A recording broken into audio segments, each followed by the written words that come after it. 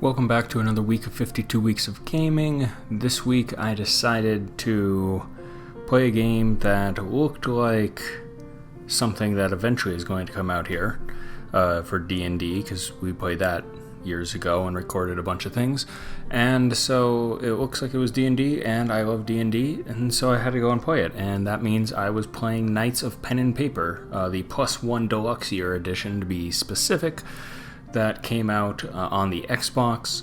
It originally, which I didn't know this until I was doing a bit of research on the game, found out that it came out on iOS and Android first in 2012, and then came out on the computer a year later in 2013, with the PS4, Xbox One versions coming out in 2018, and a Nintendo Switch version coming out also in 2018, and then 2019 in Japan specifically for the Switch. So again, super weird that for a game, I guess, to start on literally mobile and then go to every other system that exists. But that just kind of shows how popular the game is.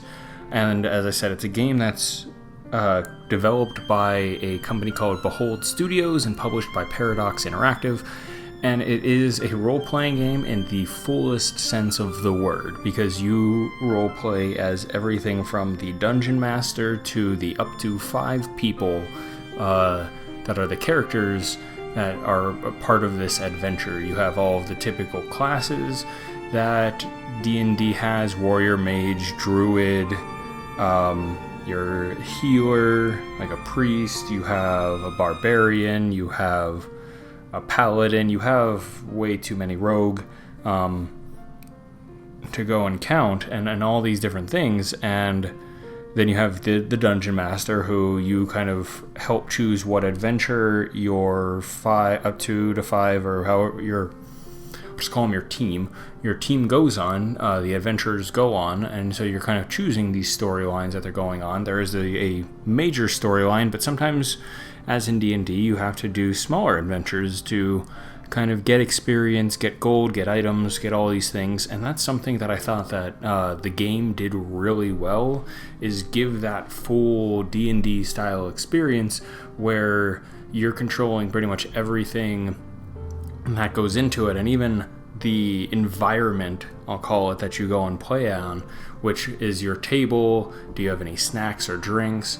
Do you have any sort of special symbols in the game? You could go and have like a special door, or things in the back of the room that you're, quote, playing in, or wallpaper, or the table itself could be different.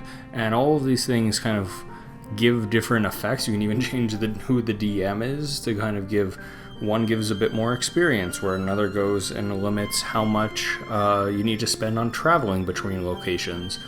And everything is a dice roll, everything goes together, and I think it's super well done. I was really surprised by this game. I wasn't expecting to enjoy it as much as I did, and because I love D&D, so I was like, okay, I'll enjoy it. But it drew me in. It made me want to continue playing it, go through all of the adventures that are in it, and just kind of keep going through it. And it's funny because the characters will break character at some points, being like, oh, I gotta take this phone call, or at one point, not real to spoil too much, because it's an 8-year-old game technically at this point, but you leave the world that you're in of pen and paper to go to the real world, even to the, quote, arcade that is where the D&D campaign is happening, because creatures are invading the real world. And that's part of the story that was written, but it's also like the DM is surprised by it, but he's not, because he wrote it. So it's all really sort of meta, and has a bunch of references to older games that would be in the 16-bit era, so 80s, 90s, and even some obviously that are still being made today. And I just think it's a really unique idea and a unique concept that I don't think anyone else would be able to come up with, and it's so original that at this point anything else that's like it would be almost considered a copycat of it. And that's cool for Behold Studios to have this sort of unique stance where it's a game that no one else really has done before, and they could say that they're really the only ones to have done it.